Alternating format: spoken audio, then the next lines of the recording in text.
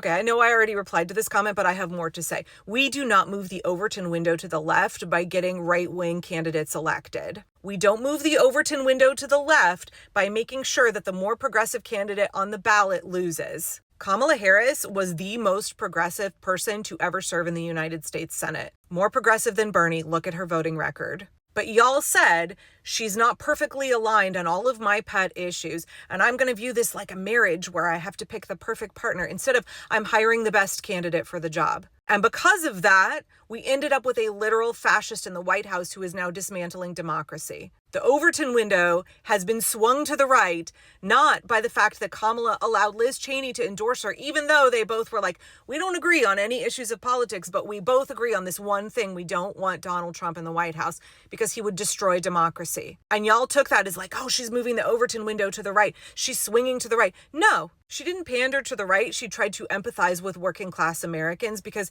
guess what? Even working class folks on the right are suffering for the same reasons that we are because the billionaires are wrecking this country and are absolutely fucking us. They are squeezing us for everything they can. That suffering is real for both folks on the left and the right. It's just that the right wants to blame queer folks and brown folks and folks in poverty because they don't understand that their oppressors are the billionaires. Kamala trying to reach those folks was not her pandering to the right. But again, we do not move the Overton window to the left by making sure that an extreme right-wing fascist candidate who is going to implement Project 2025 sits in the White House instead of a progressive, highly qualified Black woman. Purity politics has helped contribute to the downfall of democracy. Get your fucking heads in the game. There will never be a perfect political candidate who aligns with all of your values. I am an anti-capitalist. There will never be a candidate on the ballot in the United States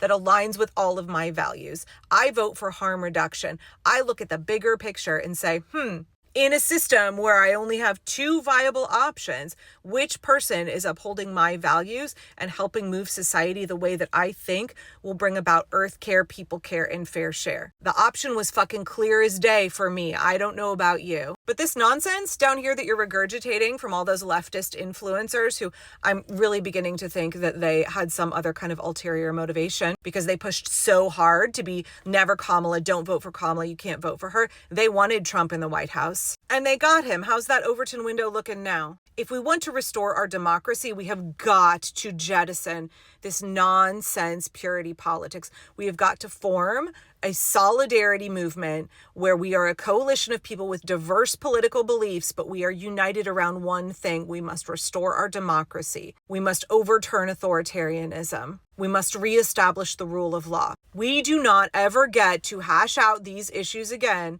We do not get to ever have progressive politics again. We do not get to discuss the human rights of people here and around the world ever again and what that looks like and what we fund and reforming where we send our tax dollars. We do not get to ever work through those things again and hash them out in this country until we topple authoritarianism and we restore democracy. That is going to take a really diverse group of people who have very different political opinions coming together, understanding that we have one goal right now. You are either for Trump or you are for democracy. You are either a fascist or you are against the fascists. Anybody who declares themselves on this side must be our ally, and we must let go of petty squabbling over smaller issues. Issues that may be near and dear to our hearts, issues that may be really important to us, but we know we will never get to fight for them again unless we do this thing first, unless we come together and restore our democracy first.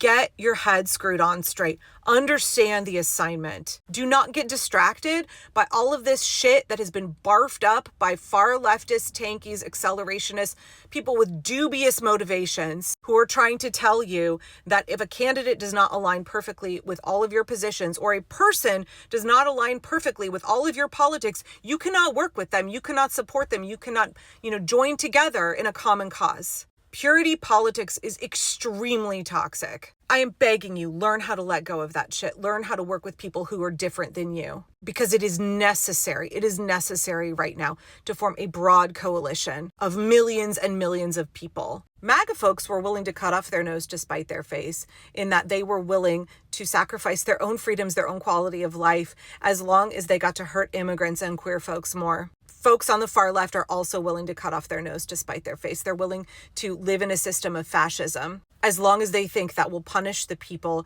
who are not as far left as they are. As long as they can maintain their self-righteous position of, my politics are more pure and you didn't align closely enough with me, so that's what you get. I'm telling y'all, get over this shit right now. Deconstruct from it. Understand that there is one goal. There is one job that we have to do. Set everything else aside. We allied with the Soviet Union to defeat the Nazis. Your self-righteousness will not save any lives. It will not fill your empty bank account or your empty belly. It will not save the millions of children around the world who are dying from vaccine-preventable diseases, from starvation, from a lack of clean water, thanks to Doge and Musk and Trump. Your purity politics are sabotaging the values you hold dear. They're sabotaging the future that you really want. If you want to build a better world, then we've got one job right now, and that is to topple authoritarianism so that we can begin to do the good work that we need to do, so that we can begin to wrestle with these issues and create a more just society. If we don't stop this, all that lays in front of us is more and more and more suffering. For us, for Palestinians, for everybody around the world. Please get your head in the fucking game. One job. You have one job right now.